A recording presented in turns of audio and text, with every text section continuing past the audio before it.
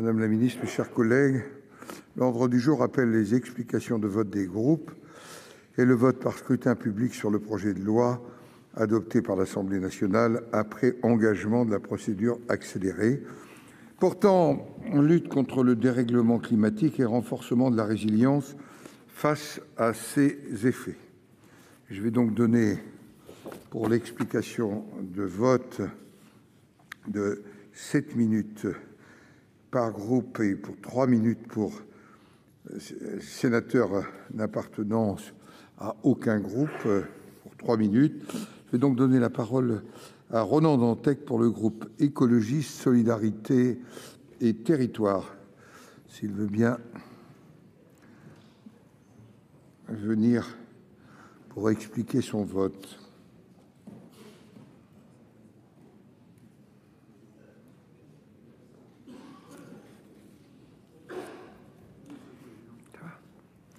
Vous avez la parole.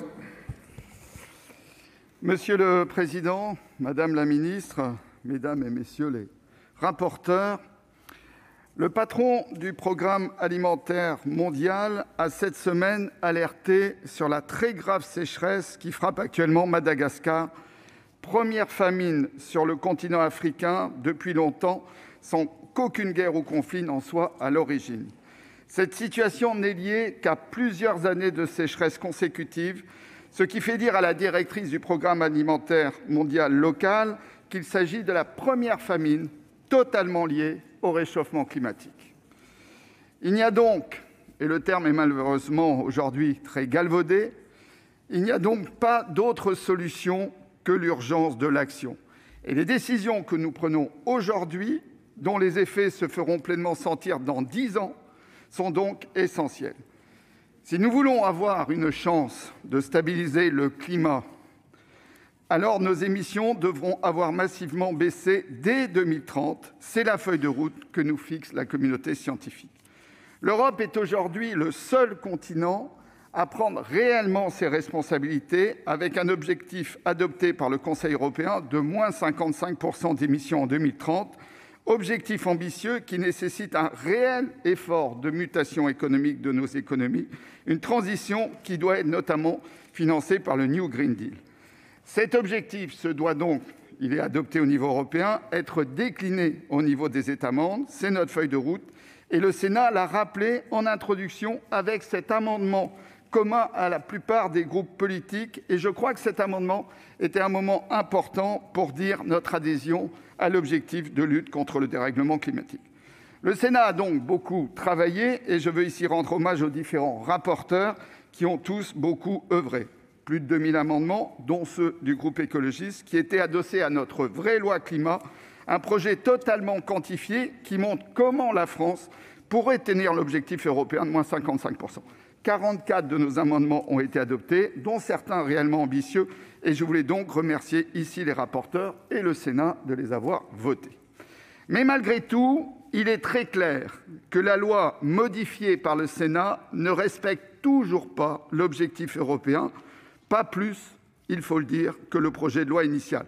Un rapide calcul à partir des avis du Boston Consulting Group ou du Haut Conseil pour le climat nous donne toujours un résultat entre moins 30 et moins 35% en 2030, loin de l'objectif décliné en France de moins 55%. C'est extrêmement problématique. Je le redis, l'enjeu est bien qu'à Glasgow, dans la logique du mécanisme de l'accord de Paris qui prévoit tous les 5 ans une réévaluation des engagements qui sont actuellement très insuffisants, donc à Glasgow, la communauté mondiale, et notamment les très grands émetteurs que sont la Chine et les États-Unis, devront prendre de nouveaux engagements crédibilisant la trajectoire sous les 2 degrés, près du 1,5. C'est une négociation difficile, je la suis depuis 15 ans, je pourrais vous en parler longuement. Un rapport de force avec de nombreuses conséquences économiques pour chacun. Avec son moins 55%, l'Europe arrive en situation de force. Mais si derrière l'objectif européen, il n'y a pas, Madame la Ministre, les déclinaisons nationales, notamment donc en France, pays garant de l'accord de Paris, alors notre capacité à imposer l'effort mondial s'effrite. Les négociateurs internationaux scrutent tout, y compris les débats que nous avons aujourd'hui au Sénat. Et donc, malheureusement, notre loi insuffisamment ambitieuse est un élément aujourd'hui de fragilisation de la négociation internationale. De ce fait donc, logiquement, le groupe écologiste ne peut que voter contre ce texte issu de nos travaux, car il ne répond pas à notre responsabilité internationale. En 7 minutes, et il n'en m'en reste que 3, je n'ai pas le temps, évidemment, d'analyser les avancées, il y en a, et les reculs, il y en a aussi. J'insisterai juste sur 2-3 points. D'abord, nous l'avions déjà fait, nous l'avons refait, rappeler que sans la mobilisation des collectivités territoriales, 50% des émissions liées à la vie quotidienne, nous ne pouvons pas tenir les engagements. L'État a donné ces dernières années des compétences aux collectivités, à travers notamment les PCAET. Il n'a donné aucun financement. Le milliard que nous avons voté, c'est tout simplement le financement par l'État de la compétence que nous avons donnée aux collectivités. J'espère que ce signal sera gardé. Nous avons une stratégie assez cohérente sur la volonté d'un transfert modal de l'avion vers le rail par le signal prix, comme l'a signalé le rapporteur Tabarot en commission.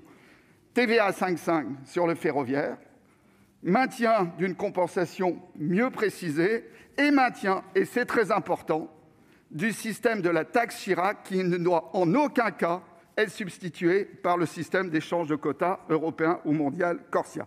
Des signaux aussi intéressants pour le développement d'une filière photovoltaïque française, je n'ai pas le temps d'énumérer. Mais dans l'autre sens, un refus très clair de l'imitation de la publicité, à la fois sur les gaspillages de papier ou d'énergie, mais plus largement, un refus de limiter les désirs de ces produits que nous savons pourtant totalement incompatibles avec notre trajectoire CO2. Une offensive forte contre l'éolien terrestre et même offshore. Le rapporteur Gremillet nous a fixé en 2050 50 gigawatts d'offshore avec un droit de veto des communes riveraines sur le domaine public maritime. C'est totalement impossible, voire, si je peux me permettre, contradictoire ou absurde. Le refus aussi des efforts nécessaires dans la modification des pratiques agricoles, c'est un classique du Sénat, notamment la réduction des engrais azotés, très émetteurs de CO2. Madame la ministre, nous avons besoin de vous entendre, de mieux vous comprendre et, à travers vous, le gouvernement, sur la suite. Car cette loi n'étant pas suffisante par rapport à nos propres engagements, il va falloir y revenir très vite. C'est d'abord une occasion manquée parce que vous aviez mandaté la Convention citoyenne pour trouver des consensus et des compromis dans la société. Vous ne les avez pas respectés vous-même. Mais surtout, maintenant, que faisons-nous ? Il est certain qu'il nous faudra y revenir avant la programmation pluriannuelle de l'énergie, une loi que nous discuterons en 2023, mais d'ores et déjà, nous avons cette CMP. Cette CMP, Madame la Ministre, et je conclurai là-dessus, je vous fais une proposition très simple. Vous gardez ce qu'il y avait de mieux pour le climat à l'Assemblée nationale, vous gardez ce qu'il y a de mieux au climat pour le Sénat, ça fera toujours pas moins 55%, mais nous aurons progressé. Merci.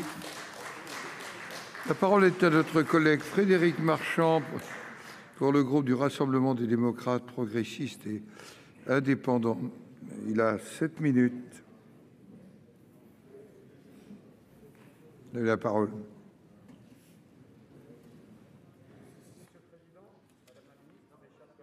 Voilà. Monsieur le Président, Madame la Ministre, mes chers collègues, nous y voilà. Après 2 semaines de débats riches et passionnés, nous sommes arrivés au terme de l'examen de ce projet de loi visant à lutter contre le dérèglement climatique et portant résilience. La résilience, mes chers collègues, celui qui en parle le mieux, c'est sans aucun doute Boris Cyrulnik, dont les travaux font autorité en la matière. Le malheur n'est jamais pur, pas plus que le bonheur. Un mot permet de comprendre le mystère de ceux qui s'en sont sortis, la résilience, qui désigne la capacité à réussir, à vivre, à se développer en dépit d'adversité. Cette adversité, mes chers collègues, elle est devant nous, et nous devons y faire face avant qu'il ne soit trop tard. Si nous voulons être capables de réussir, de vivre et de nous développer, nous ne devons plus attendre et ne plus nous payer de mots, mais agir, agir et encore agir. Car alors que nous débattions sur ce projet de loi, le 6e rapport du groupe d'experts intergouvernemental sur l'évolution du climat, le GIEC, a fuité dans la presse. Les experts s'y alarment des impacts dévastateurs qu'aura le réchauffement sur notre planète dès les prochaines décennies. Ils rappellent l'urgence d'une action politique ambitieuse et résolue en faveur du climat face aux conséquences irréversibles qu'aurait une attitude attentiste. Le rapport apporte aussi une note d'espoir. Il affirme que l'humanité peut encore changer le cours des choses à condition d'opérer une transformation radicale des processus et des comportements à tous les niveaux. Mais nous savons tous les uns et les autres, et nos débats sont là pour en attester, que cette radicalité, elle ne peut se faire sans l'adhésion massive de nos concitoyens, au risque d'échouer lamentablement et de nous conduire dans le mur. Méfions-nous de celles et ceux qui appellent au grand dérangement, comme d'autres avant eux, à de grands bonds en avant. Ils mènent à l'autoritarisme et à la misère collective.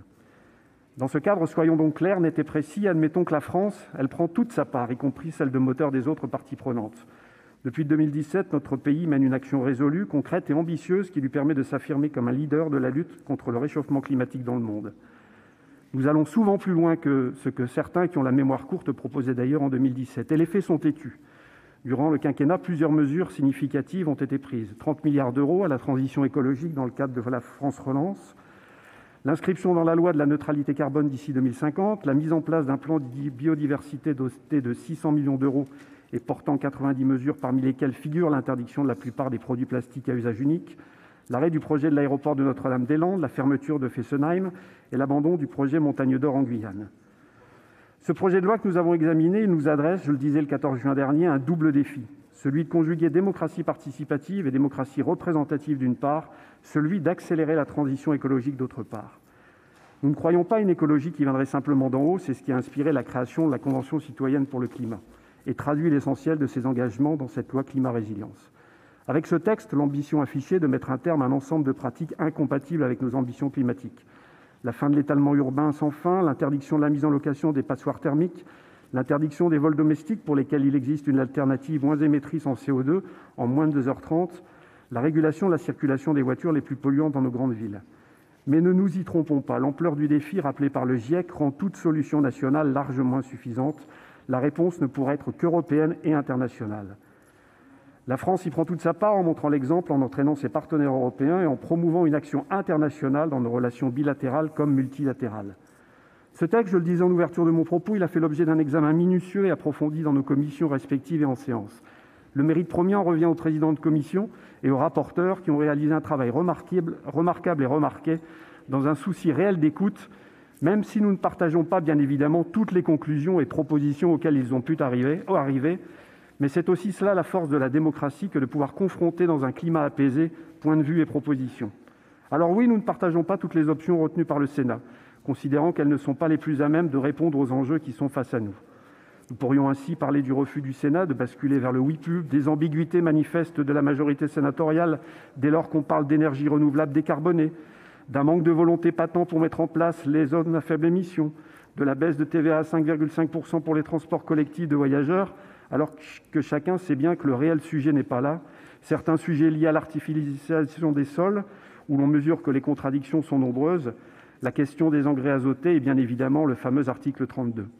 Nous ne sommes pas d'accord sur tout et nous avons, à l'occasion d'amendements, fait entendre que nous pouvions tendre vers davantage de volontarisme. Ces amendements, ils ont connu des fortunes diverses, mais je tiens néanmoins à saluer la volonté des rapporteurs d'expliquer encore et encore, sans dogmatisme aucun, le pourquoi des positions retenues dans le cas des avis défavorables que nous avons entendus, même si nous ne l'avons pas toujours compris. Nombre de collègues à droite et à gauche de notre hémicycle ont regretté le manque d'ambition du texte. Bien au contraire, ce projet de loi, il se fonde sur la confiance envers nos concitoyens et sur la responsabilisation des acteurs de la société. Ces éléments, ce sont les préalables de l'appropriation des enjeux écologiques par l'ensemble de la société. Avec ce texte, nous faisons le pari du bon sens des Français. Toute une série de dispositifs les concernent en tant que consommateurs, usagers de la route, propriétaires de logements, clients de la restauration collective, dirigeants d'entreprise. Les mécanismes d'incitation, d'expérimentation, d'éducation et de formation visent à ce que leur comportement évolue progressivement vers un plus grand respect de l'environnement. La responsabilisation des acteurs est la conséquence de l'architecture du projet de loi. Dans tous les secteurs envisagés par les thématiques du projet, les citoyens, les acteurs économiques et sociaux ont une feuille de route de décarbonation, soit sous forme de mesures contraignantes et d'application dès la promulgation de la loi, soit après expérimentation. Chacun connaît donc les objectifs à atteindre, même si pour une large partie d'entre eux, les modalités sont encore à débattre. La volonté politique portée par le projet est très clairement exprimée. Elle concilie écologie, sociale et économie de manière pragmatique afin de répondre aux défis cruciaux de notre temps. Députés et sénateurs connaissent désormais le chemin à suivre pour atteindre les objectifs que nous savons communs. Et parce que nous ne sommes pas d'accord sur tout, mais que nous reconnaissons la qualité du travail accompli et certaines ouvertures qui ont pu être faites, Le groupe RDPI s'abstiendra sur le texte. Je vous remercie. Merci. Donner la parole à notre collègue Henri Cabanel pour le groupe du Rassemblement démocratique et social européen.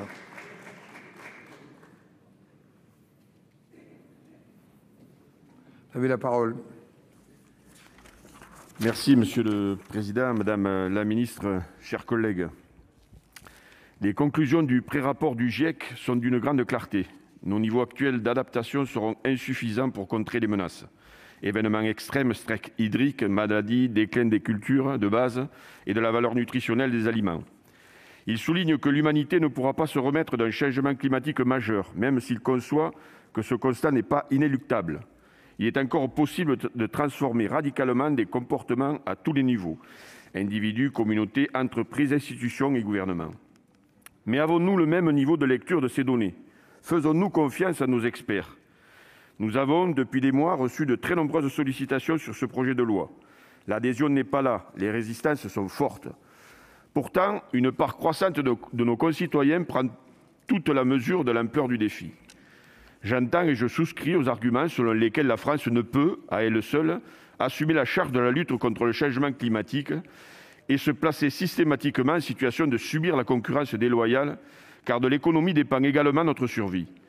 Je le dis souvent dans cet hémicycle, l'échelle européenne doit être pleinement mobilisée et privilégiée. Mais la France doit prendre ses responsabilités. C'était le sens des amendements symboliques qui ont été votés en préambule de nos débats. Notre rôle premier en tant qu'élus est de sensibiliser, de convaincre et d'accompagner pour déclencher l'acceptation sociale, car la loi ne peut pas tout et tel n'est pas son rôle. Le taux d'abstention lors des élections départementales et régionales démontre que l'adhésion à nos projets politiques n'est pas acquise. Les démarches vertueuses doivent être encouragées. Les dispositions du projet de loi relatives à l'amélioration de l'information des consommateurs sont bienvenues. L'existence de pratiques commerciales trompeuses en matière environnementale prouve que l'intérêt des citoyens se tourne davantage vers les biens et services les plus respectueux de l'environnement. L'encadrement de la publicité deviendrait alors superflu dès lors que le consommateur s'orientera spontanément vers de tels produits. Quant au transfert au préfet du pouvoir de police en matière de publicité, nous sommes satisfaits car de nombreuses communes rurales ne pouvaient assumer cette charge. L'accompagnement des ménages modestes, mais aussi des classes moyennes, en matière de transport est également primordial dans un contexte d'extension des restrictions à la circulation. Le Sénat a fait œuvre utile sur ce titre par la mise en place d'un prêt à taux zéro pour l'acquisition de véhicules et de poids lourds peu polluants, de la TVA 5,5 pour les billets de train ou encore l'instauration d'un dispositif de fixation d'un prix plancher pour certains billets d'avion. Le titre relatif au logement constitue notre plus grande déception. La massification de la rénovation énergétique des bâtiments est compromise. Les dates retenues pour qualifier d'indécentes les passoires énergétiques ne permettront pas de suivre la trajectoire vers l'objectif de disposer d'un parc de logements aux normes BBC en 2050 et donc d'atteindre la neutralité carbone. Au niveau de l'agriculture, il faut temporiser. Si elle représente un quart de nos émissions de gaz à effet de serre, elle constitue également un point central par la captation du dioxyde de carbone par le sol. Or, il ne peut y avoir de lutte contre le réchauffement climatique sans les agriculteurs. Je tiens ainsi à saluer toutes les mesures destinées à valoriser les produits locaux, durables et de qualité, renforcées par le Sénat. Mais l'urgence est avant tout de récompenser les bonnes pratiques et d'assurer le partage de la valeur et donc le revenu des agriculteurs, sans quoi les investissements de ces derniers pour l'agroécologie risquent de les pénaliser. Je me réjouis de l'adoption de l'amendement de M. Franck Montaugé, avec qui j'ai beaucoup travaillé à ce sujet, inscrivant dans la loi la reconnaissance et la valorisation des externalités positives de l'agriculture, notamment en matière de services environnementaux et d'aménagement du territoire. Dans un texte qui comprend un titre entier dédié à l'artificialisation des sols, je regrette que la protection des terres agricoles n'ait pas été approfondie.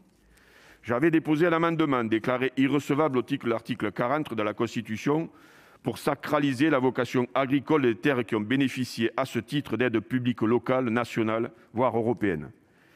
Il visait tout simplement à ce qu'une étude de terrain soit menée par le département ou le PCI pour saisir l'opportunité d'un périmètre de protection des espaces agricoles et périurbains, PAEN. Vous cautionnez donc collectivement que les terres agricoles, par exemple irriguées grâce à des financements publics, soient urbanisées. Je ne comprends pas cette contradiction. Tout le monde est d'accord pour défendre l'agriculture, mais personne pour graver dans le marbre la protection durable des terres agricoles. En ce qui concerne le droit pénal de l'environnement, le Gouvernement est passé à côté de la réforme d'ampleur qui aurait dû aboutir à sa simplification et ainsi à sa pleine effectivité. Le choix a été d'opérer par petites touches de complexité supplémentaires sans créer, comme le recommandaient de nombreux juristes, un véritable délit de mise en danger de l'environnement et un délit générique visant à sanctionner l'ensemble des atteintes à l'environnement. Le caractère durable de ces atteintes, exigé par les articles 67 et 68 du projet de loi, rend ces délits inapplicables. Quant à la reconnaissance de l'écocide au niveau international, nous serons vigilants. Si nos idéaux se confrontent aux réalités d'une économie mondialisée, ne laissons pas cette dernière les briser définitivement. La solution est sans nul doute dans les concertations et le compromis démocratique. Malgré les critiques acerbes qui ont été soulevées ici et là, l'expérience de la Convention citoyenne pour le climat doit être étudiée et perfectionnée. Cela n'enlèvera en rien à la légitimité de la démocratie représentative, bien au contraire, elle la confortera dans ce qu'elle a de plus noble, la représentation de l'intérêt général. C'est certes une méthode complexe, mais il est primordial de la développer, car in fine, c'est l'acceptabilité qui est visée. Je regrette que les limites de l'exercice n'aient pas été fixées dès le départ. Il était illusoire de faire croire aux participants que toutes les préconisations seraient suivies en l'état. C'est nier le débat parlementaire essentiel au processus. C'est générer des frustrations. Pour conclure, après ces 2 semaines de débat, il me vient surtout à l'esprit un dessin de Xavier Gorce de 2017, où l'un des pingouins affirme « C'était mieux avant ». Et lorsque l'autre lui demande « Quand ?», il lui répond « Quand je croyais que ce serait mieux après ». Mes chers collègues, pour que le monde soit mieux après, les efforts doivent être engagés dès maintenant. Cette loi manque d'audace et d'ambition, et c'est la raison pour laquelle je m'abstiendrai, comme la majorité de mon groupe. L'avenir appartient aux femmes et aux hommes qui doivent assumer leurs choix. Ils n'ont pas été à la hauteur des enjeux. Je vous remercie. Merci, mon cher collègue. Je vais donner la parole à notre collègue Fabien Gay pour le groupe communiste, républicain, citoyen et écologiste. Vous avez la parole, mon cher collègue.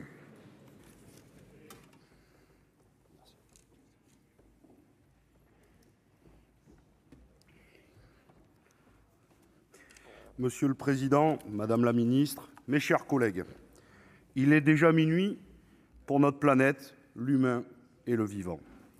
Le vieux monde est en train de s'écrouler. La planète se dégrade chaque jour de façon irrémédiable. Les espèces disparaissent par centaines chaque année. Des populations entières voient leur habitat en danger, voire dévasté, et malgré cela, nous regardons ailleurs. Les catastrophes climatiques ne sont plus des phénomènes isolés et lointains. Elles nous touchent plus vite, plus fort et plus souvent, mais nous continuons à regarder ailleurs. Selon les experts du GIEC, lorsque les enfants nés cette année auront 30 ans, le monde sera déjà irrémédiablement dégradé, soumis aux pénuries d'eau, aux exodes, à la malnutrition et à l'extinction d'espèces. En 2050, que diront nos enfants et petits-enfants de nous et de notre inaction climatique, alors que nous savions et que nous n'avons rien fait ou si peu. Nous refusons d'accepter le changement vital qui s'impose à nous. Changement de mode de pensée, de mode de vie et surtout de ce système capitaliste qui épuise l'humain, le vivant, les ressources et la planète au profit de quelques-uns et au détriment du plus grand nombre. À la place, on nous dit que le chemin est long, qu'il faut maintenir nos efforts, qui ressemblent à des petits sparadraps qu'on utiliserait pour arrêter une hémorragie massive. Pourtant, nous sommes la dernière génération de femmes et hommes politiques à pouvoir agir avant qu'il ne soit trop tard pour les limites planétaires, pour certaines déjà dépassées. À l'inverse, ce projet de loi n'est pas à la hauteur et il est même déjà obsolète. Il est minuit et quart. Et en cette heure tardive, comme toujours, vous n'avez pas voulu écouter que vous-même et vos peurs d'une rupture radicale, pourtant nécessaire. Vous ignorez celles et ceux qui se mobilisent, les associations, les syndicats, la jeunesse et même les citoyennes et les citoyens de la Convention citoyenne pour le climat que vous aviez missionnés. Les propositions qu'ils ont construites, y mettant du temps, de la réflexion, de l'énergie, mais aussi de l'espoir, vous les aviez piétinées avec ce projet de loi. Le mot d'ordre des débats sur ce texte, c'était l'évitement. Nous avons échangé des heures sur l'agriculture. Pourtant, vous avez réussi l'exploit d'éviter les sujets sur le revenu paysan et la PAC. Au niveau de la PAC, le régime qui rend possible l'utilisation des pesticides sera rétribué au même montant que l'agriculture biologique. La suppression des aides au maintien en agriculture biologique ne sera pas compensée et les aides au développement des protéines végétales ne seront pas suffisantes pour mettre fin aux importations de soja destinées à l'alimentation des élevages industriels. Et que dire enfin de l'attentisme interminable face au fléau des engrais azotés ? Nous avons discuté des heures sur les repas bio ou végétariens, alors que se multiplient les accords de libre-échange mortifères, responsables de l'augmentation du trafic de marchandises, de la déforestation, du dumping social et écologique. Mais vous les maintenez sans sourciller et évitez une fois encore de vous confronter à cette question. Ensuite, vous avez évité de prendre en compte les engagements internationaux de la France avec l'objectif de diminution de 40% de ses émissions de gaz à effet de serre d'ici à 2030, alors même que l'Union européenne s'est récemment engagée à les diminuer de 55% à cet horizon afin d'atteindre la neutralité carbone en 2050. Certes, des amendements visant à rehausser l'ambition générale du projet de loi, les faisant passer d'une réduction de 40 à 55% d'émissions de CO2 d'ici 2030, ont été adoptés. Toutefois, selon le Haut Conseil pour le climat, ce texte n'engage aucun changement structurel nécessaire. Une proportion élevée de ces dispositions voit sa portée réduite par un périmètre d'application limité. Le constat est donc sans appel. En l'état des mesures prises, la France n'atteindra pas ses objectifs.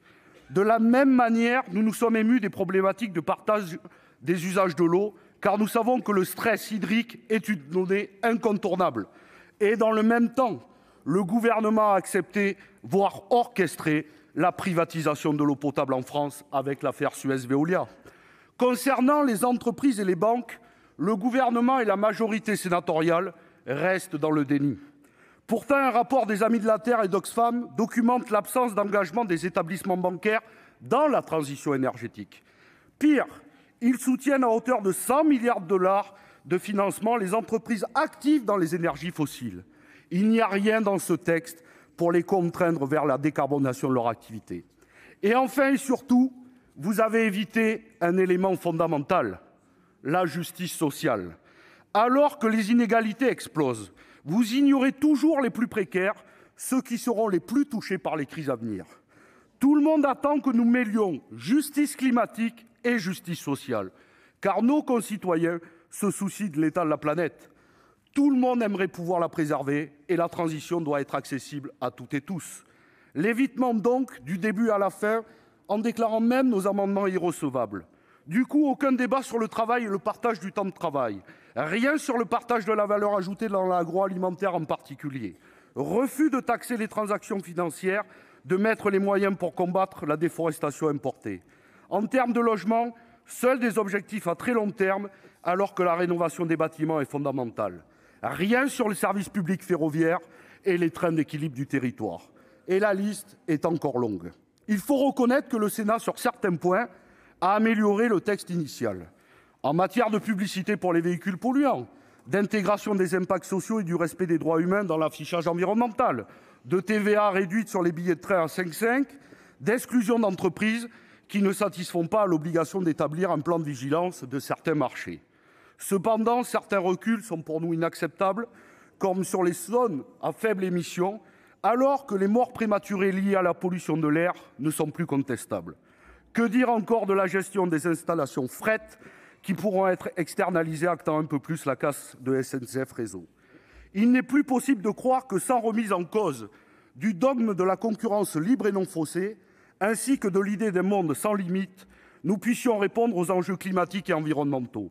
Oui, un texte qui porte l'ambition d'un changement de société doit mettre au cœur du débat les biens communs et le service public.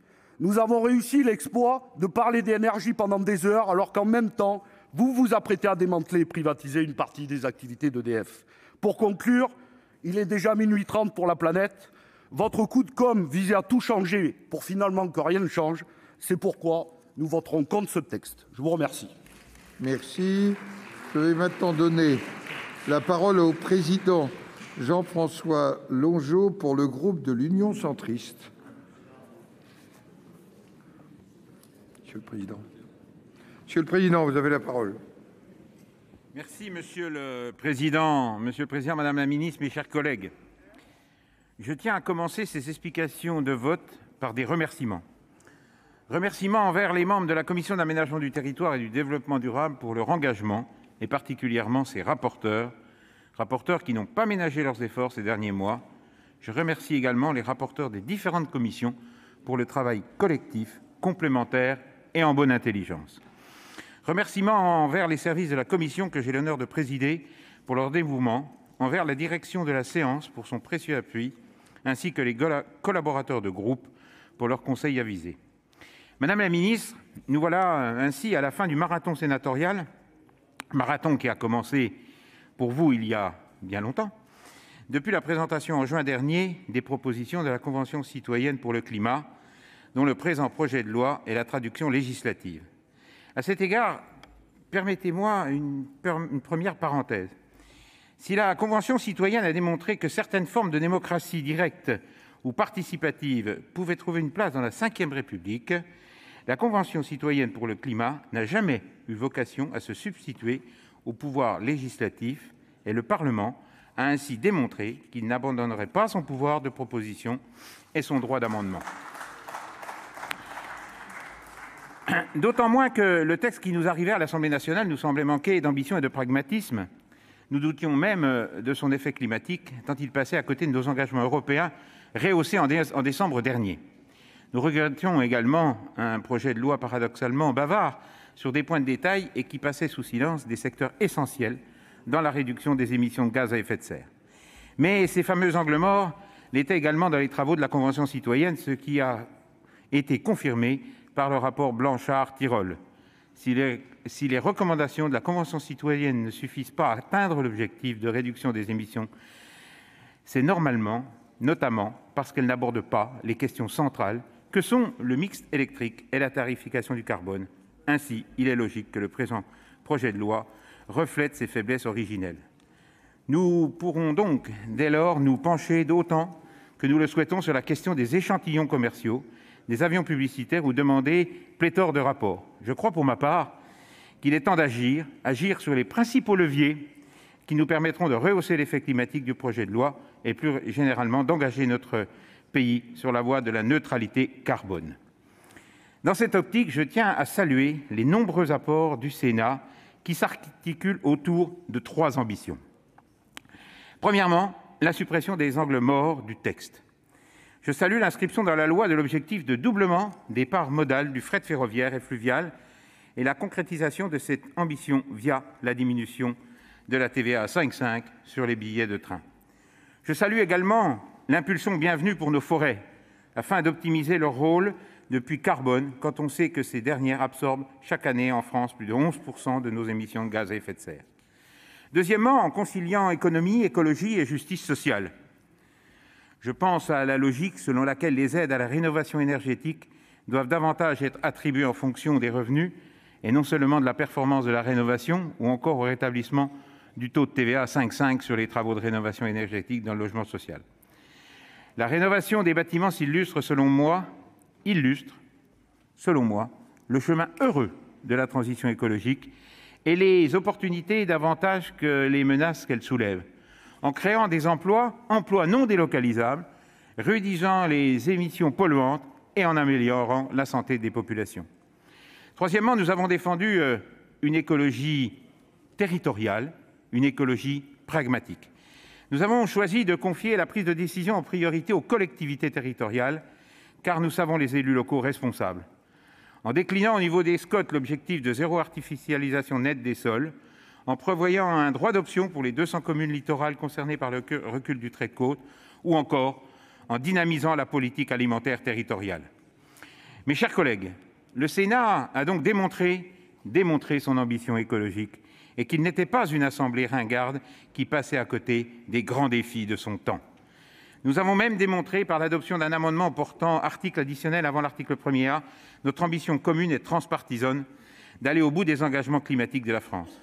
Si, effectivement, notre pays ne représente qu'1% de la population mondiale et n'aura qu'une incidence directe faible dans la lutte contre la transition écologique, j'en suis convaincu, elle peut avoir une influence indirecte considérable. Comme le disait Victor Hugo, que ce que Paris conseille, l'Europe le médite, ce que Paris commence, l'Europe le continue. En amont de la COP26 et de la présidence française de l'Union européenne, notre pays peut donner une impulsion climatique ambitieuse à ses partenaires européens, impulsion qui se retrouverait demain dans les accords commerciaux, par exemple la tarification carbone.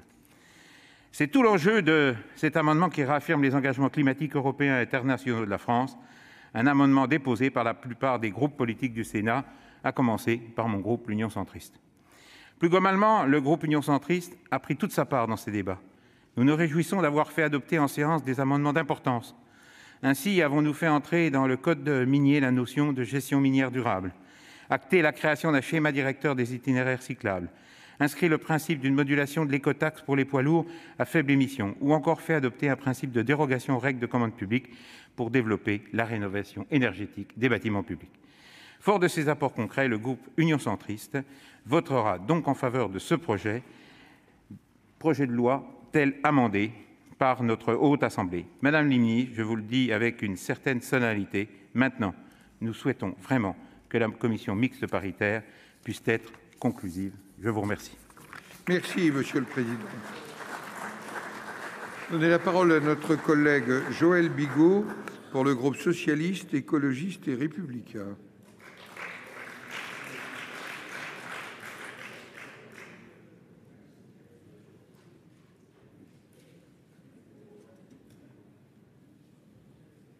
Vous avez la parole, mon cher collègue.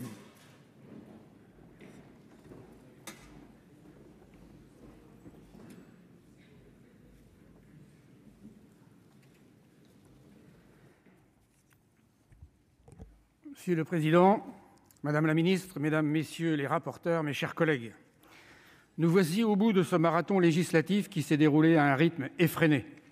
Nous avions en tout et pour tout 15 jours pour changer la donne de ce projet de loi et rehausser ses ambitions. La voie fut étroite pour notre groupe socialiste, écologiste et républicain, même allié sur bon nombre de sujets à la gauche de cet hémicycle. D'un côté, la majorité présidentielle et le gouvernement qui persistent à amoindrir, voire dénaturer les travaux éclairés de la Convention citoyenne pour le climat. De l'autre, une droite sénatoriale qui a bien tenté de se verdir sans y parvenir concrètement, arc-boutée sur un savant discours construit autour de l'écologie punitive, belle trouvaille rhétorique pour justifier l'immobilisme. Pourtant, mes chers collègues, le contexte dans lequel se sont déroulés nos débats aurait dû nous convaincre de la responsabilité écologique qui nous incombe. La canicule à Paris, les dérèglements climatiques récurrents, les fuites d'un nouveau rapport du GIEC anticipant des retombées cataclysmiques, ou encore le rapport Tirole-Blanchard qui pointe la menace existentielle que fait peser le réchauffement. Les signes annonciateurs sont déjà là et nous continuons à disserter sur l'autorégulation des agents économiques, à multiplier les expérimentations sans définir de trajectoire claire, à ne pas entendre ce que nous disent les citoyens formés par les meilleurs experts que compte notre pays.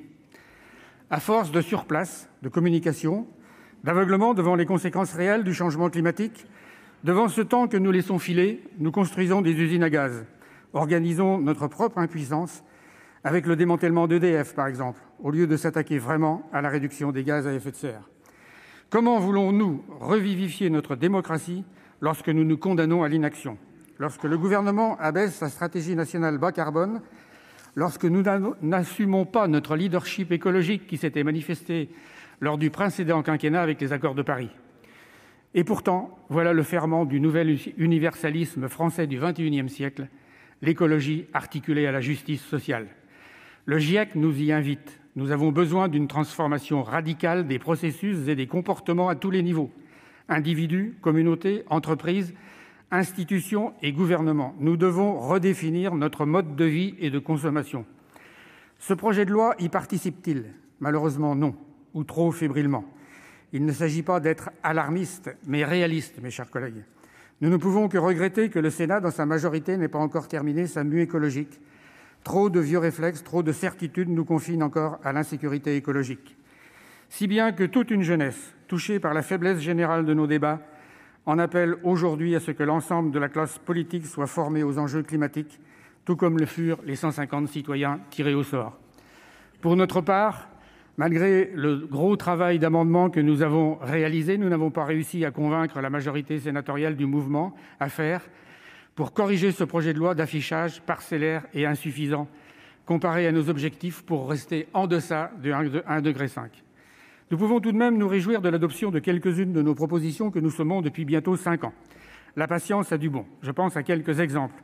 À l'introduction de critères sociaux dans l'affichage environnemental, au renforcement du contrôle des engagements publicitaires, à l'introduction des objectifs de développement durable dans les principes de l'achat public, aux mesures relatives à la pollution des sols, suite aux propositions de notre commission d'enquête menée par Gisèle Jourda, ou encore à celles portées par Nicole Bonnefoy sur le régime des catastrophes naturelles. Sur le titre 3, nous avons également obtenu quelques avancées pour la création d'un prêt à taux zéro automobile pour alléger le reste à charge des ménages modestes, la réduction du taux de TVA pour le transport ferroviaire des voyageurs.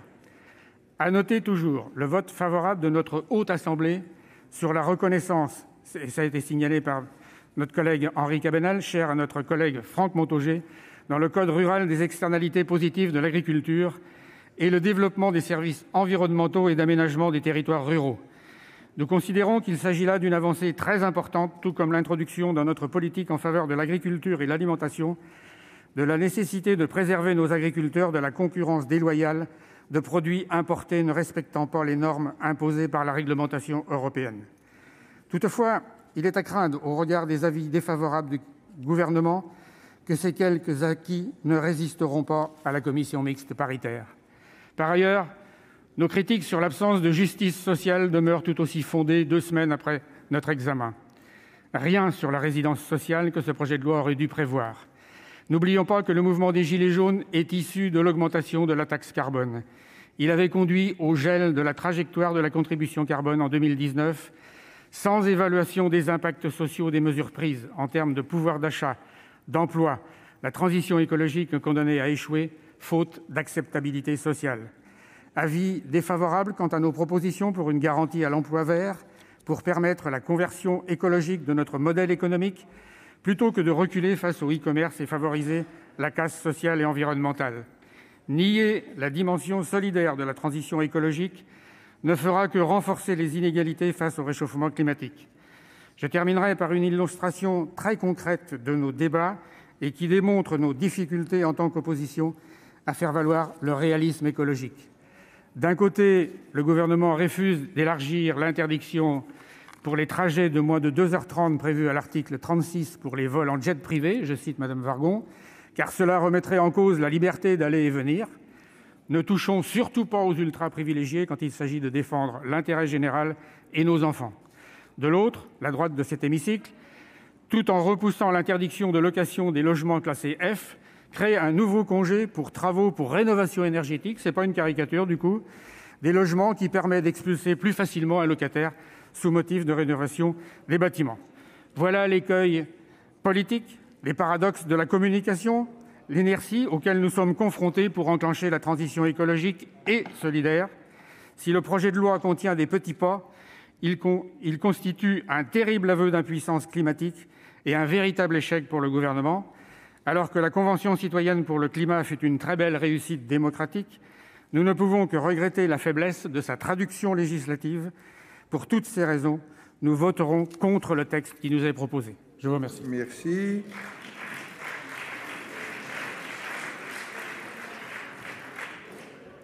La parole est à notre collègue Stéphane Ravier pour les sénateurs figurant sur la liste d'aucun groupe.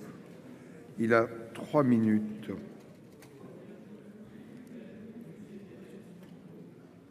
Vous avez la parole. Merci, Monsieur le Président, Madame la Ministre, mes chers collègues. Saint-Exupéry disait que nous empruntions la terre à nos enfants. S'il parlait assurément de la nature, il parlait surtout de la cité tout entière. Face aux intérêts court-termistes de quelques-uns, il nous invite à voir la transmission dans le temps long et à protéger ce qui fait notre bien commun. Si l'écologie nous concerne tous, la vague notion de climat et résilience en titre de ce projet de loi, annonçait déjà un contenu conforme à un prêt-à-penser bien éloigné d'une clairvoyance écologique nouvelle. Confondre écologie et climat, c'est déjà laisser libre cours à l'idéologie qui fait de la taxation l'alpha et l'oméga d'un écologisme aussi punitif qu'inefficace. Ce projet de loi reflète le « en même temps » progressiste, friand de contradictions. Ce texte se contente de mesures néfastes ou de surface. Je pense en particulier aux éoliennes, véritable totem sacré de l'écolo-boboïsme. Elles polluent nos sols avec des milliers de mètres cubes de béton, elles tuent nos oiseaux et font fuir la faune. Elles ont un bilan carbone déplorable, elles ruinent des milieux de vie, elles défigurent des contours poétiques de nos paysages. Dans les Bouches-du-Rhône, le projet d'implantation de ces horreurs au pied de la merveilleuse Sainte-Victoire, si chère à Cézanne et à tous les amoureux de ce que la nature nous a offert de plus beau, est un véritable crime. Avec les parcs éoliens et solaires terrestres ou offshore, vous industrialisez, vous défigurez nos paysages et vous généralisez le retour aux centrales à gaz et à charbon pour un bilan écologique négatif. Il est donc important d'autoriser les maires à refuser l'implantation d'éoliennes sur leur commune. C'est ce que le Sénat, dans sa grande sagesse, a fait. Nous ne pouvons que nous en réjouir. Le Sénat a aussi supprimé la notion de crime d'écocide qui aurait pu se retourner contre vous, contre votre chantier de forage d'éoliennes offshore en baie de Saint-Brieuc, Madame la Ministre. Un autre totem exubérant, les repas végétariens hebdomadaires dans les cantines dont la généralisation a été supprimée par le Sénat. Le syndicat Culture Viande nous explique que 70% du poulet servi dans les cantines est importé de l'étranger. Mais pour vous, tant pis si nos écoliers sont nourris avec de la viande brésilienne. L'important, c'est qu'ils mangent un menu végétarien par semaine. Sans nouveauté, on constate surtout à quel point la question cruciale de l'environnement est instrumentalisée par des idéologues qui parlent de planter des arbres, mais qui s'acharnent surtout à couper nos racines. Pour œuvrer en faveur de l'environnement, nous devons protéger nos producteurs locaux, favoriser les circuits courts, revoir notre place dans la mondialisation. L'écologie ne s'impose pas selon les codes d'un exercice bureaucratique. Cette responsabilité s'exerce localement dans le quotidien de chacun. Je crois d'ailleurs qu'il y a encore un bon sens local, puisque je ne vois toujours pas d'éoliennes de 150 mètres dans le jardin du Luxembourg, ni de panneaux solaires sur le toit du Sénat. Comme alternative à la mondialisation écologiquement désastreuse, nous proposons une écologie de la vie, enracinée et locale, incitative, respectueuse de l'homme et de l'intégrité, notamment visuelle, de la biodiversité. En vue d'y contribuer, je voterai les modifications positives apportées par les sénateurs portant la parole des élus locaux sur ce projet de loi. Merci. La parole va être à notre collègue Didier Mandelli pour le groupe Les Républicains.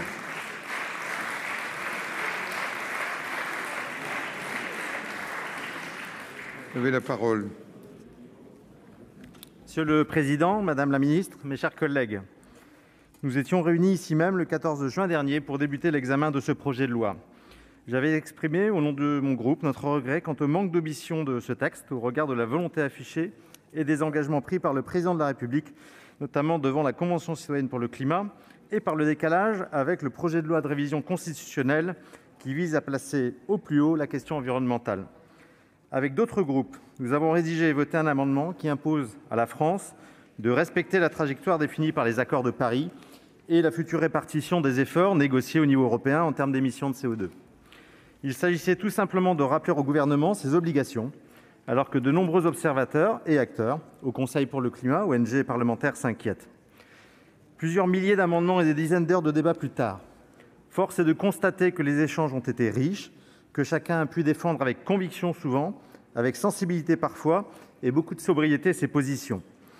Cela sans sombrer dans la caricature ou les clichés habituels dans ce genre de circonstances, et pour une raison simple, parce qu'individuellement et collectivement, nous partageons une certitude désormais, celle de l'urgence d'agir pour le climat. Bien sûr, la France ne règle pas à elle seule cette question essentielle pour nous-mêmes et nos enfants, mais elle peut et doit y contribuer en tant que grande puissance, et parce qu'elle représente dans le concert international des nations. Ce projet de loi nous permet d'apporter une touche supplémentaire. Le Sénat, sous l'impulsion des deux commissions principalement investies, Aménagement du territoire et développement durable, et Affaires économiques, dont je salue les présidents, Jean-François Longeot et Sophie Primas, a grandement bonifié ce texte. Avec le sens des responsabilités qui caractérise la Haute Assemblée, nous nous sommes imprégnés de ce texte, décortiquer le moindre mot, chaque article, chaque titre. Permettez-moi de saluer à ce stade le travail fourni par les différents rapporteurs qui ont su trouver un équilibre, parfois subtil, sur de nombreux sujets, entre raison, ambition et tentation de suppression. Les nombreuses auditions et contributions, les passages en commission ont nécessité un fort investissement des rapporteurs, bien sûr, et je les remercie au nom de chacun d'entre nous. Je remercie également les administrateurs pour leur engagement. Leurs compétences reconnues au-delà de cette enceinte se sont à nouveau exercées de la plus belle des manières. Certains considéreront sans doute que nous ne sommes pas allés assez loin et ou assez vite. D'autres penseront le contraire.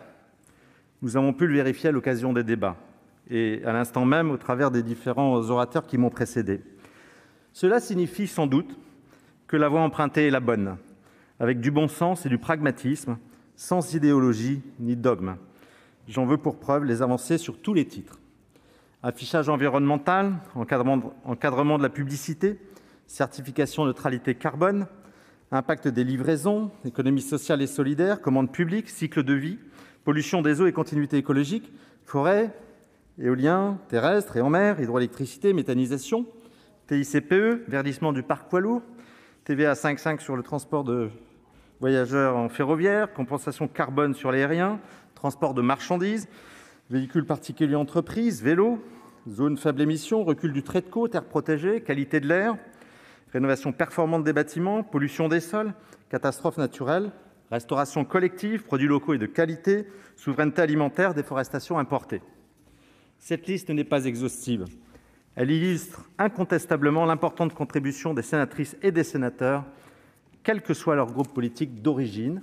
Vous l'avez évoqué, tous les groupes ont eu des amendements adoptés dans les 15 jours de débat. En réalité, nous ne faisons qu'accompagner la prise de conscience et les réalisations de tous les acteurs engagés sur ce sujet. Associations, entreprises, agriculteurs, collectivités locales, fédérations, syndicats professionnels. Chaque jour qui passe apporte son lot de nouvelles encourageantes. Une économie qui se dirige à grands pas vers la décarbonation, le glissement des énergies fossiles vers les renouvelables, des investissements vertueux et responsables.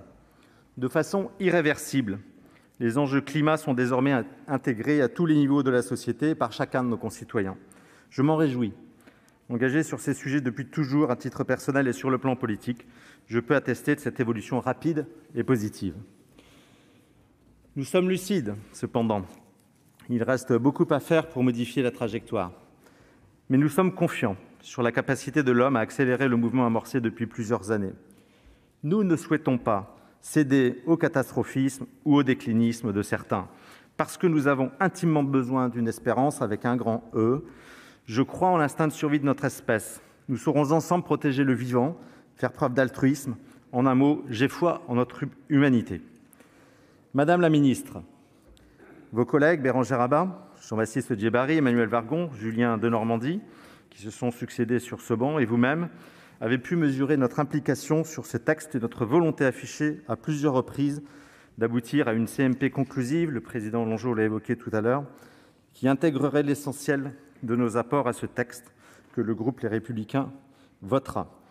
Cela constituerait un signal fort à quelques encablures de la COP26 de Glasgow et de la présidence française de l'Union européenne. Je vous remercie de votre attention. Merci, mon cher collègue.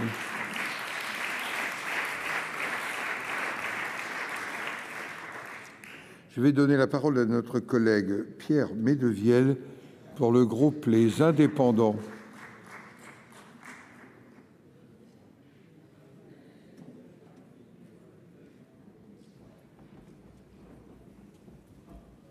Vous avez la parole. Merci, Monsieur le Président, Madame la Ministre, mes chers collègues. Une fois de plus, le Sénat est arrivé au bout d'un projet de loi XXL en y apportant sa touche territoriale. Plus de 4200 amendements ont été discutés, des dizaines d'articles ajoutés ou réécrits en commission et en séance publique. Nous avons réussi à inscrire ce texte dans le concret pour favoriser une transition réaliste et équilibrée.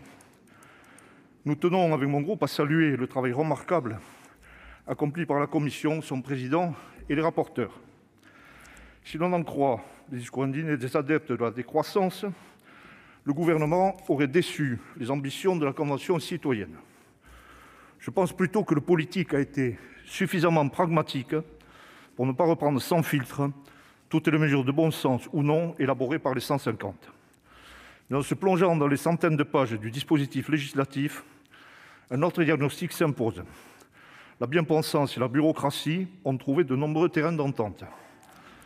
Il faut le dire clairement, ce texte est une mine d'or pour tous les administrateurs convaincus que la complexification des normes et l'alourdissement des charges sont des gages d'une action publique vertueuse. Bien naïfs qui croiraient que de simples citoyens qui se confrontent tous les jours à une administration tatillonne ont pu élaborer des solutions si complexes et si procédurières aux problèmes climatiques, sans l'aide bienveillante des fonctionnaires de l'hôtel de Roquelaure. Les 8 parties que contient ce texte évoquent des sujets aussi divers qu'importants.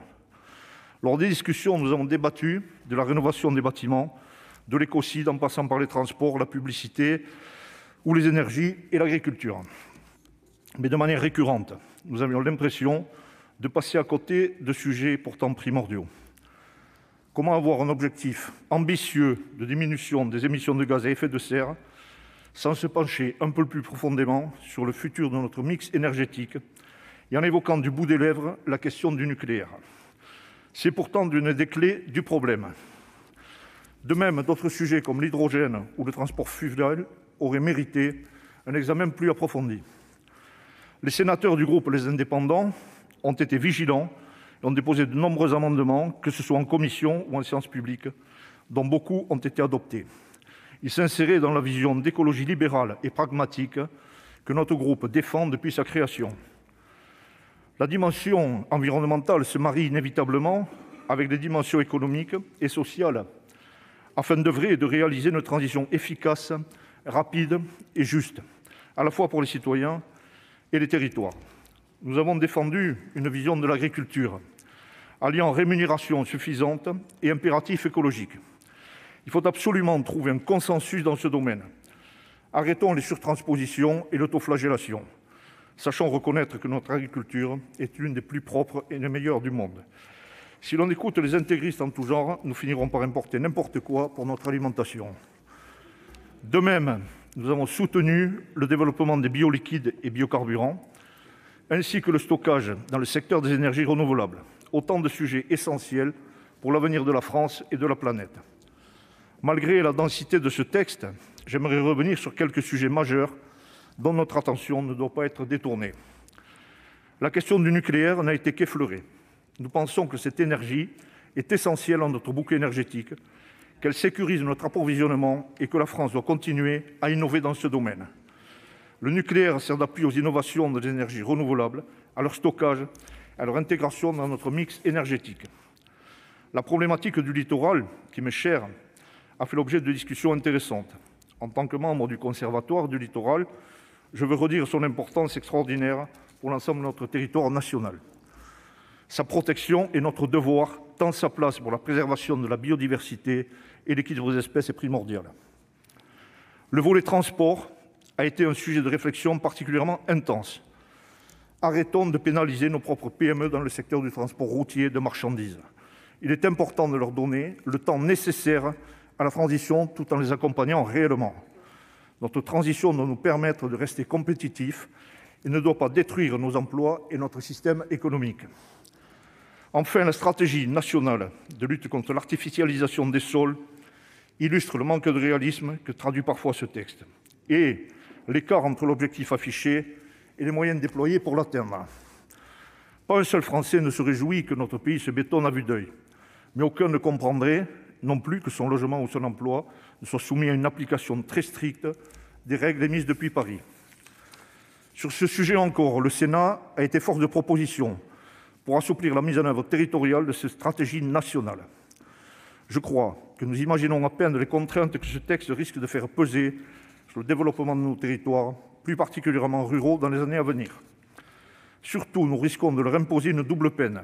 D'une part, nous contraindrons les territoires dans leur développement.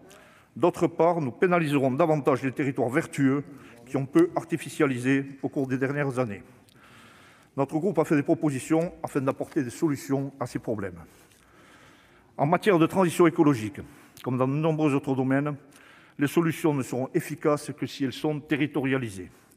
À ce sujet, nous aurons l'occasion, au cours du projet de loi 3DS, d'approfondir les débats sur la différenciation et la décentralisation.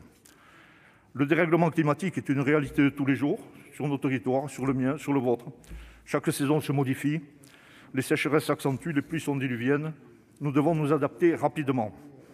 Mais cette adaptation ne se fera pas en reculant, et nous devons trouver des solutions ambitieuses, audacieuses et novatrices. Elles n'auront de sens que si nous le travaillons à l'échelle européenne et mondiale ensuite. Le chemin est encore long, le défi immense, et nous n'avons pas d'autre choix que de le relever.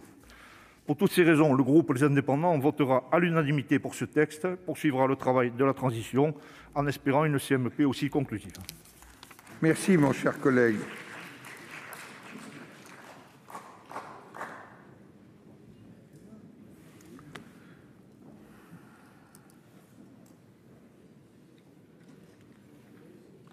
Madame la ministre, mes chers collègues, il va donc être procédé, dans les conditions prévues par l'article 56 de notre règlement, au scrutin public sur l'ensemble du projet de loi portant lutte contre le dérèglement climatique et renforcement de la résilience face à ses effets. Le scrutin va être ouvert dans quelques instants. Le scrutin est ouvert.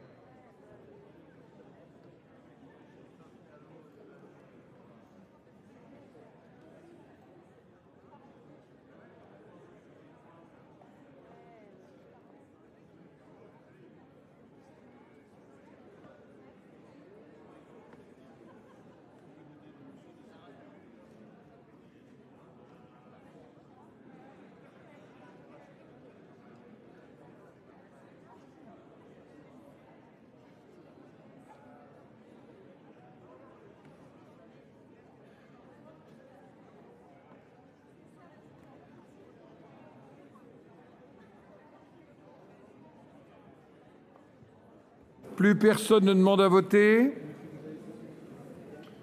Le scrutin est donc clos.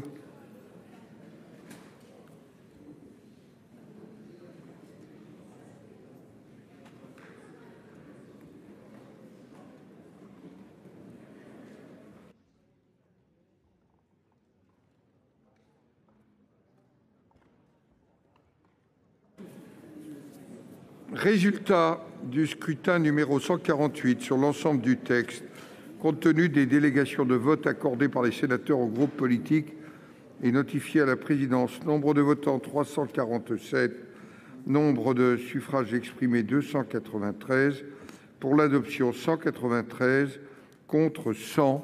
Le Sénat a donc adopté. Je vais donner la parole maintenant à Madame Barbara Pompili, ministre de la Transition écologique. Vous avez la parole, Madame la ministre. Merci, Monsieur le Président. Mesdames les sénatrices, Messieurs les sénateurs, à ce stade de l'examen du texte, je voulais d'abord saluer ceux qui en ont été à l'initiative, puisque celles et ceux, tout à fait, puisque ce texte a été précédé d'un exercice démocratique inédit, exercice démocratique très certainement perfectible et dont nous devrons tirer des leçons, mais qui avait le mérite d'essayer d'apporter une réponse au désarroi d'un certain nombre de nos concitoyens qui souhaitent participer à l'exercice de la démocratie que nous devons certainement chercher tous à réinventer. Ces 150 citoyens membres de la Convention citoyenne pour le climat ont déployé beaucoup d'énergie, ont pris du temps, beaucoup de week-ends qu'ils n'ont pas passés dans leur famille, beaucoup de temps sur leur travail pour participer de manière bénévole. Ils ont apporté cette contribution et cette contribution, elle a permis d'aboutir à un certain nombre de décisions qui ont été prises, et pas seulement à ce texte de loi, mais aussi à ce texte de loi qui a été ensuite confié à la représentation nationale. Je crois que ceux qui, d'ailleurs, dont je faisais partie, qui exprimaient des doutes, qui exprimaient des inquiétudes par rapport à un conflit de légitimité qui pourrait exister ou par rapport à une opposition qui pourrait y avoir entre leur travail et la démocratie représentative, je crois que tout cela peuvent être rassurés. Chacun a fait sa part du travail. La démocratie représentative a joué son rôle, que ce soit à l'Assemblée nationale ou au Sénat. Sur le fond, je rappelle que ce texte s'inscrit dans un ensemble beaucoup plus vaste, ce qui peut expliquer qu'un certain nombre de sujets n'aient pas été compris dans ce texte. Je rappelle que ce texte, il suit d'autres textes, notamment un texte sur les mobilités qui avait fait l'objet d'assises, un texte sur l'économie circulaire, sur la lutte contre le gaspillage, un autre texte sur l'énergie et sur le climat. Ce texte s'inscrit également dans un processus de relance de notre machine économique à travers le plan de relance qui a bénéficié aux entreprises, qui a bénéficié à tous les secteurs émetteurs d'émissions de gaz à effet de serre, aux filières que nous voulons faire émerger. Nous avons 30 milliards sur ce plan de relance qui ont été consacrés à la transition écologique. Bref, tout cela fait partie d'un ensemble.